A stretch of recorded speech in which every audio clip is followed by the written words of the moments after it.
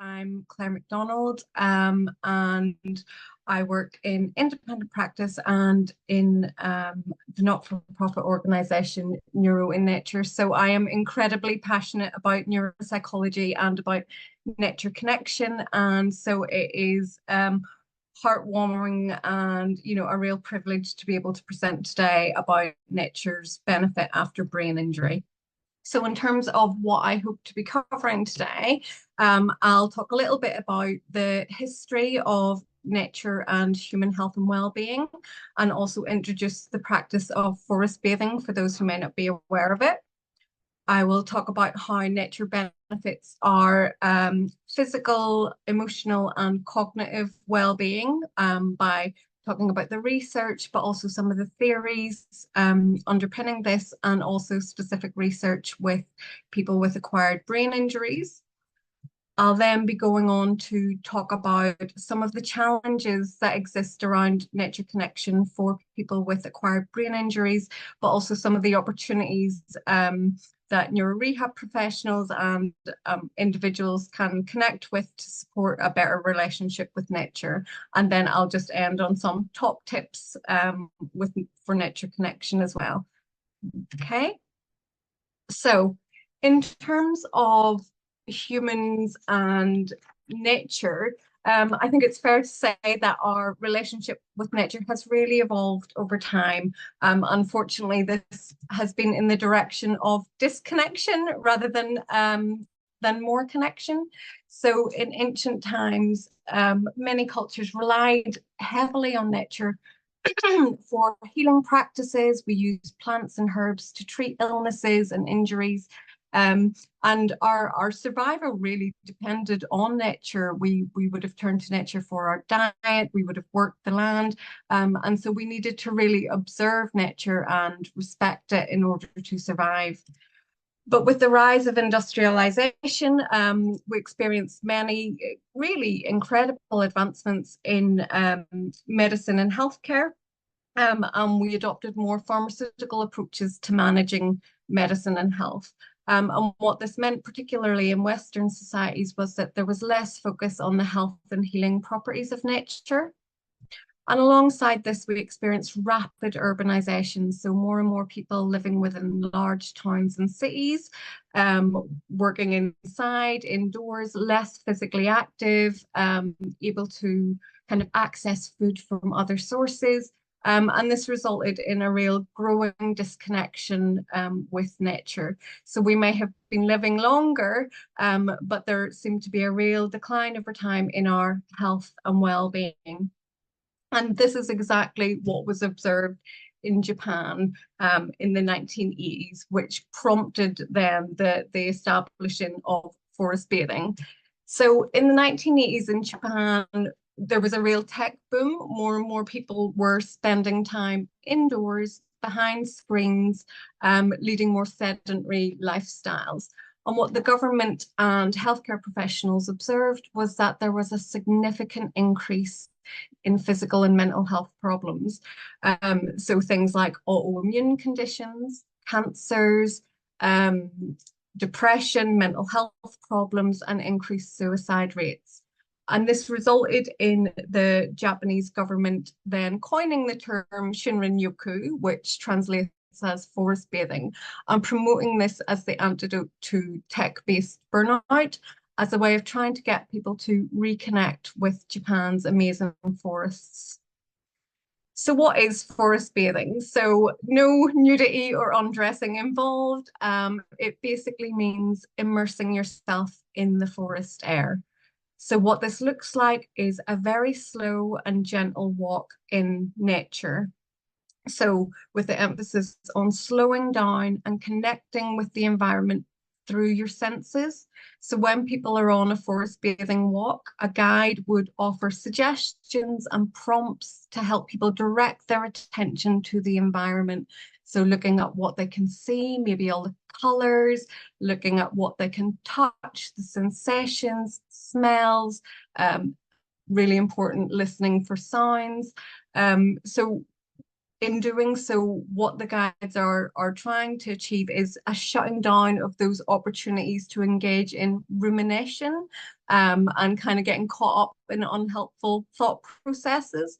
So the emphasis is really on being present in nature. It's a very mindful activity. It's not about doing or a physical activity or getting in the steps, and it's not an intellectual pursuit. It's not about acquiring knowledge of trees or of the environment. It's about being present and really connecting with our senses.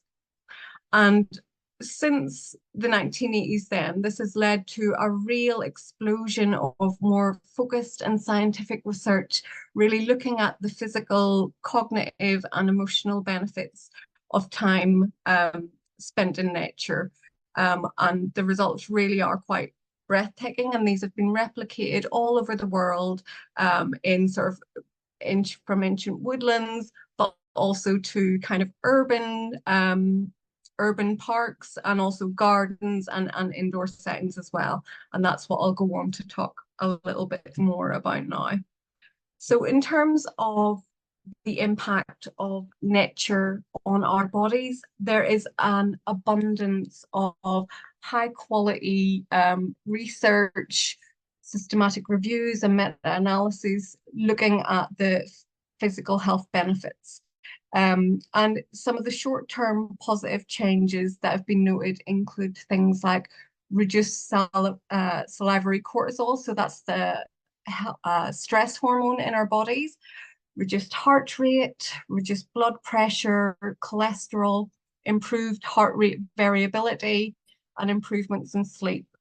And over the longer term, connection and access to nature then has been associated with a reduction in chronic health conditions and illnesses. So things like cardiovascular disease, obesity, some cancers, and diabetes. And a lot of that research more recently has focused on understanding the immune system benefits to time spent in nature, specifically the impact of phytoncides. So these are the natural oils that are released by certain kinds of trees. So cedars, pines, conifers. And this is part of the tree's immune system response, how it keeps itself well and protected from threats. But this has a really complementary effect on human immune systems. And what the research has found is that exposure to these natural oils reduces inflammation within our bodies and promotes the activity of cells called natural killer cells. And these cells play a really important role in helping us to fight off infections and things like cancer cells and tumors as well.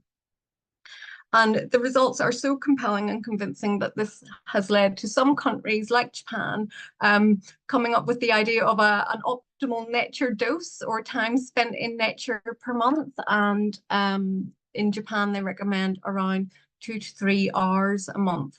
But research has also highlighted that some of the significant physiological effects that we've noted just above are experienced after just 20 minutes of nature connection per day. But in terms of the psychological benefits, the research also highlights that it's the quality of nature connection that is really important. And that's, over and above time spent. So it's moments, not minutes in nature that really counts. So I'll go on to talk about the mental health benefits now.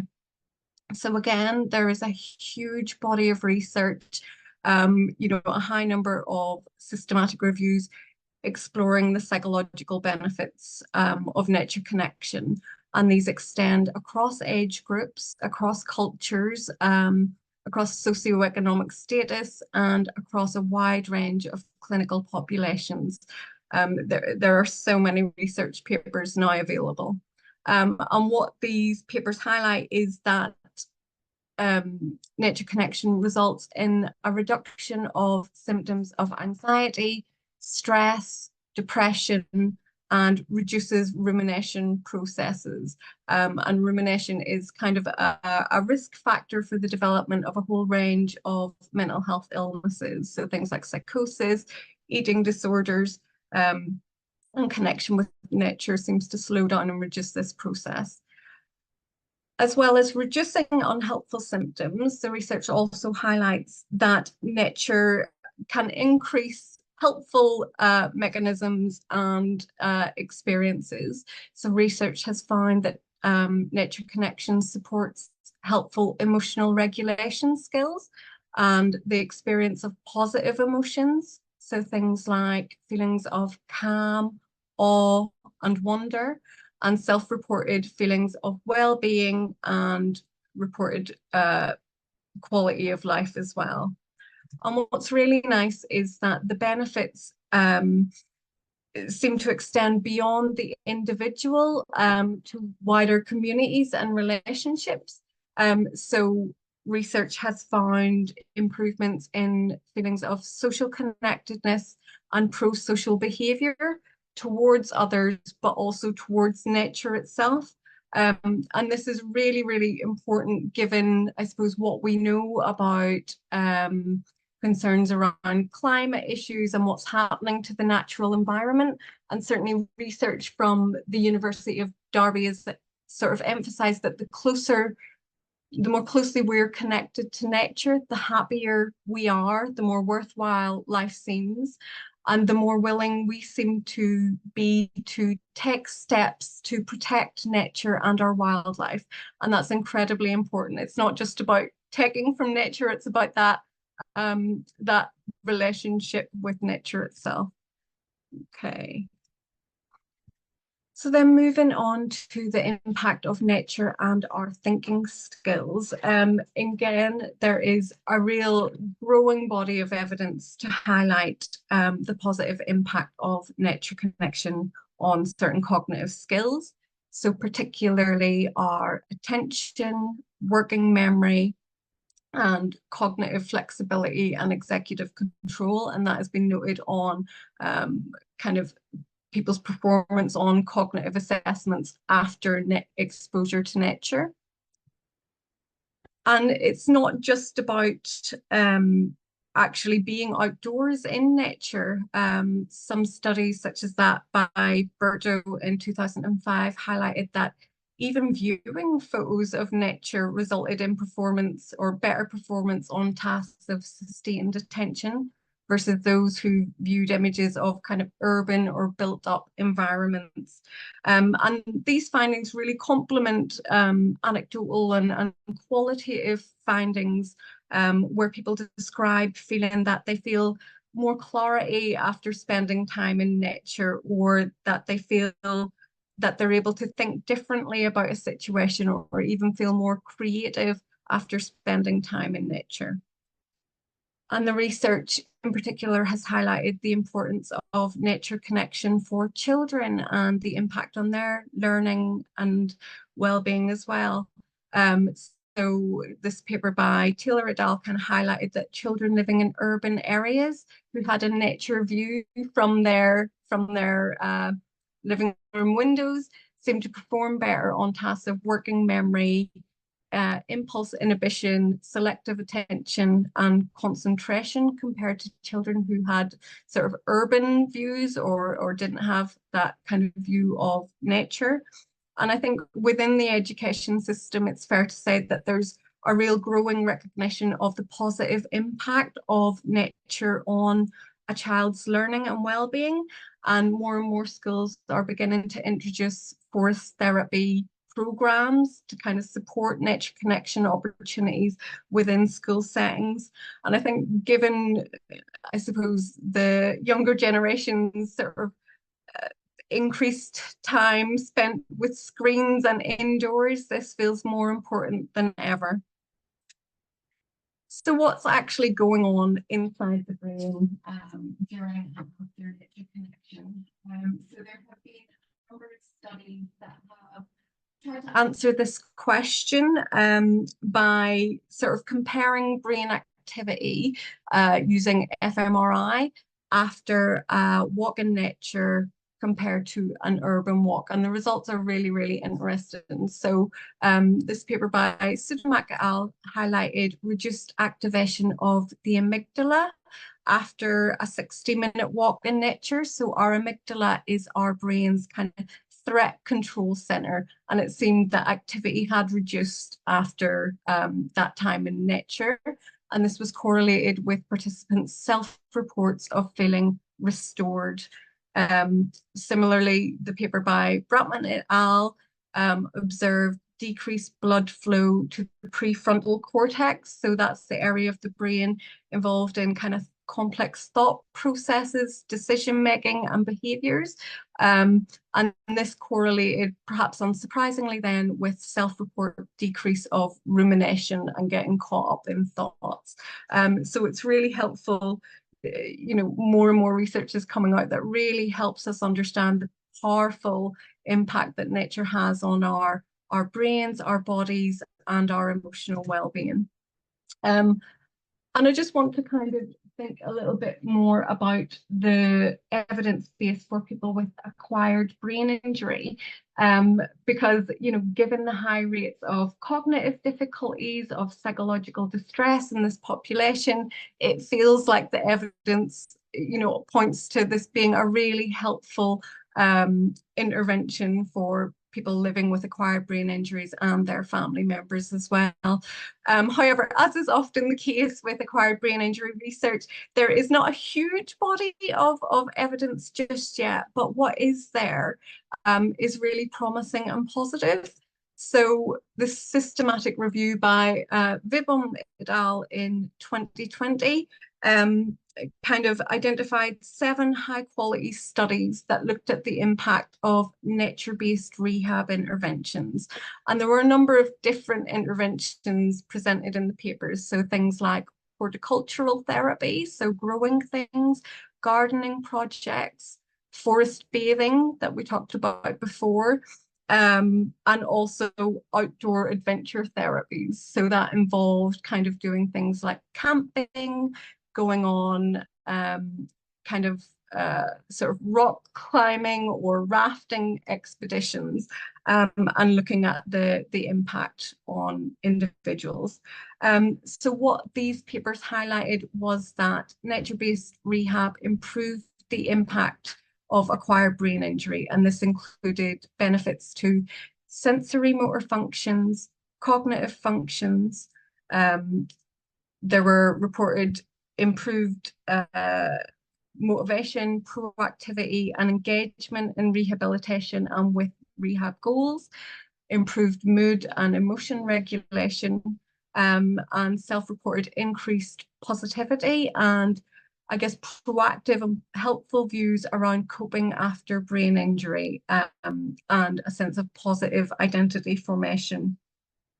And it was really interesting to note that one of these studies looked at the brain activity of the participants and horticultural therapy, so a project based around growing seeds and planting and kind of seeing these through to harvesting, actually appeared to result in improvement or changed activity in certain brain areas that tend not to be activated through normal or traditional stroke rehab. And these were the sort of visual and color processing areas, association areas, and sensory motor areas of the brain, which was quite an interesting result, just that it brings something different to rehab. And then Kurtzon et al.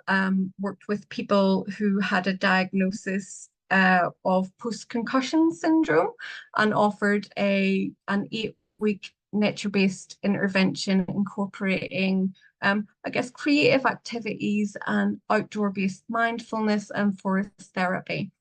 And what people reported was a reduction in mental fatigue, increased quality of life. And even though they found some of the tasks challenging in terms of sometimes feeling overwhelmed with the sensory information and stimulation of being in those environments, they experienced the tasks and the activities as really motivating and meaningful, and they were willing to tolerate some of that sort of discomfort around sensory stimulation in order to experience those benefits. And within the UK, there are some really creative and wonderful projects and interventions being offered. So Gibbs et al. In 2022 have published a qualitative paper on experiences of surf therapy after acquired ABI. So this is based down in Swansea in Wales. And the themes of this research really highlighted the opportunities for positive change and acceptance that people experienced through that nature connection. So there are lots of really interesting and creative nature-based projects happening, and it's so important that when we do this, we kind of are committed to sharing and publishing those results. So what is going on? Why are these benefits kind of occurring? So there are a couple of key theories that help us to understand a little bit more about this. And the first is stress reduction theory, which was proposed by Ulrich in the early 80s. So this theory suggests that connecting with nature directly impacts and influences our nervous system. So resulting in decreased sympathetic nervous system activity. So this is our fight-flight response. It turns the volume down on that. And increased parasympathetic nervous system activity. So that's our rest and digest system. And it turns the volume up on that, which enables us to recover from stressful experiences, heal, and also experience mood and psychological benefits. So, hopefully the research that we've kind of just covered in the previous slides, you can really see how that fits and gives credence to this, this theory. But Ulrich himself completed some really interesting research in the 1980s that kind of shaped how people design hospitals and healthcare environments. So what he did was he looked at the hospital notes of bowel surgery patients and compared those who had a view of a tree out of a window in the hospital bed compared to those who had a view of a wall. And interestingly, those who had the nature view had shorter hospital stays, fewer complications, and required fewer doses of moderate and strong pain medication. And he concluded from this that this was evidence to support that nature views promoted healing. And as I say, it's been quite influential in shaping the design of healthcare and rehab settings even today. So the second key theory that I want to discuss looks at understanding the cognitive benefits of nature connection. And this theory is proposed by Kaplan and Kaplan in the late 80s. So what they suggest is that busy urban environments are so highly stimulating and they require much more of what they called our directed and voluntary attention capacities. So even looking at this image on the screen, it's so busy, there's so much happening. And obviously what our voluntary attention capacity is a finite resource, and over time this becomes fatigued and we struggle to sustain our concentration, particularly on tasks that have a low motivational appeal. So, on a nice sunny day when other people seem to be out and about, it feels really hard to sit down and do the paperwork that we need to do. So we experience that attention fatigue. And this impacts our ability to perform cognitive tasks and also our decision-making processes as well. So in contrast to urban environments, what Kaplan and Kaplan suggest is that natural environments draw on involuntary attention. And so they are softly fascinating. They are less demanding of our cognitive resources. And time spent in nature then, because it uses this more effortless attention, it allows us to replenish and restore our voluntary attention capacities and results in this improved cognitive functioning. And they also highlighted that just by view of us feeling less stressed in nature, this also has a positive impact on our cognitive abilities. So again, if we're less caught up in unhelpful rumination and thought processes, this actually gives more cognitive space and capacity to focus on the things that we want to do and to achieve the goals that we want to achieve. So again, a lot of the kind of cognitive research appears to support this theory also. So as well as, you know, feeling really passionate about the stats and the numbers and the data, I am really, really passionate about hearing people's lived experiences and stories of nature connection. And I feel this can be really powerful in bringing to life what the theories suggest and also what the research papers highlight as well. So I want to just share the experience of someone that I've worked with for, I guess, over a year now, who experienced a traumatic brain injury. And with his consent, James very kindly drafted this narrative for me. So I'll just read this now. So since my accident, I really struggle walking and have poor memory. Short-term memory is definitely where I struggle the most. It really frustrates me and leaves me confused, unsure of where I'm going, what I'm doing, and where I put things. This is probably why nature and reserves are so important to me. You can put as little or as much time into it as you want or can. As long as you enjoy your time doing it, like a nice walk alone, or simply sitting outside and watching various birds zip about, you're already winning. Even with a little food, be it nuts or seeds, you'd be surprised how much will come to you, even in the most unlikely of places. Birds of all kinds and squirrels. Then you can build it up from there. You might find yourself becoming interested in the birds, trees, mushrooms, etc. You might have the best or worst knowledge of nature. It doesn't matter. You can dip in and out of this, or even carry this interest on at home by reading about it or looking at things online. Basically, by being outside in nature, I can relax. I don't feel rushed because I can do as much or as little as I want. And I don't need to be or think about somewhere else.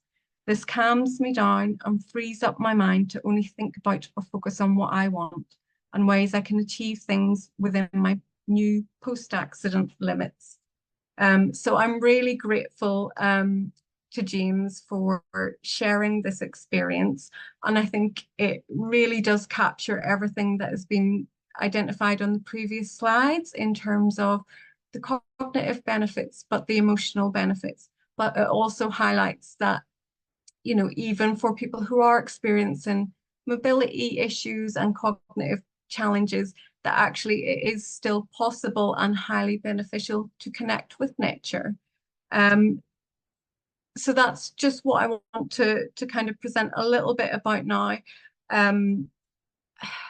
So access to green space across the UK is not equal, even though the benefits, you know, will be applicable to everyone. So some of the barriers to nature connection identified are those living in very urban areas, those from lower socioeconomic statuses, people from ethnic minority groups, people with physical or sensory disabilities, and gender and sexuality, so people who identify as being from the LGBT community, and also females tend to feel less safe accessing local green spaces, and there's a lot of fear around risks around hate crimes and violence in these settings. And this is, you know, it's really, really challenging, and is a kind of an issue that local authorities, the government and public bodies have a real duty to invest in managing. We need to advance the quality of nature connection opportunities, as these are the populations that will benefit most from connecting with nature. But what I want to kind of share a little bit about is, these issues notwithstanding, how can we support people to access nature perhaps in adapted ways, or not involving going to local parks or green spaces, even though this is very much the ideal. So there is an incredible body of research that highlights the positive impact on our minds and bodies from indoor nature connection opportunities, and when particular or individual senses have been isolated. So whether that's visual sense, whether that's nature sounds, nature smells, and some of the research is really, really interesting. So a paper by et al. Highlighted that viewing a bonsai tree for just 1 minute resulted in really positive psychological and physiological effects in patients with spinal cord injury. So there was reduced prefrontal cortex activity, and increased positive feelings and reduced negative emotions. And this was also replicated in elderly adults undergoing rehab, and even in those with a diagnosis of dementia as well. So just 1 minute with a lovely little bonsai tree really sounds incredible. And similarly, McEwen et al. Has completed a number of studies looking at the impact and acceptability of virtual forest bathing. So using online over Zoom, looking at kind of detailed images of nature. And this was found to improve mood and decrease rumination processes and symptoms of long COVID. And the study was also replicated in patients with low energy conditions and spinal cord injuries and MS in Canada. And again, that qualitative feedback was incredibly positive, although it was highlighted that being able to access their own plants and look out a window at the same time as doing the online or virtual intervention seemed to really support the benefits as well. And one of my kind of favorite papers is by Lee et al. So he somehow managed to convince a group of Japanese businessmen to spend 24 hours in a windowless hotel room, and he pumped in some of these woodland essential oils that we talked about earlier, containing phytoncides, and spending time in this environment and absorbing those woodland oils significantly enhanced that NK cell activity, and the benefits persisted, like I say, up to a month. And this was reported alongside reduced adrenaline levels and mood improvements as well. So what can neuro rehab professionals do to support nature connection after acquired brain injury? I think it's really important to identify and think about what opportunities are available throughout someone's rehab journey. From being in a hospital setting, you know, is there access to a garden? Is the person getting opportunity to kind of look out of a window? You know, can they be looking at photos or kind of doing activities as part of their rehab on a ward to support nature connection? And just being curious, what was their pre-injury relationship with nature like as well? And can they be supported to reconnect with that if that's something of importance to them? But I think just offering information and education about the health benefits of nature connection is really important. I think we all intuitively know that, you know, spending time or connecting with nature is good for us, but the evidence and the neuroscience behind it really is incredible. And I think that people don't necessarily see it as, you know, sort of as important as taking tablets or kind of other interventions, but it really is. And the research kind of supports that. But also, and I think your rehab professionals are great at problem solving and thinking about adjustments. And so we can work with individuals and families to problem solve around some of the accessibility barriers and support someone's confidence in accessing local green spaces or spending time outdoors if that's what they want to do. So we can, offer to meet someone at their local green space and kind of look at the, any adjustments or equipment that they may need.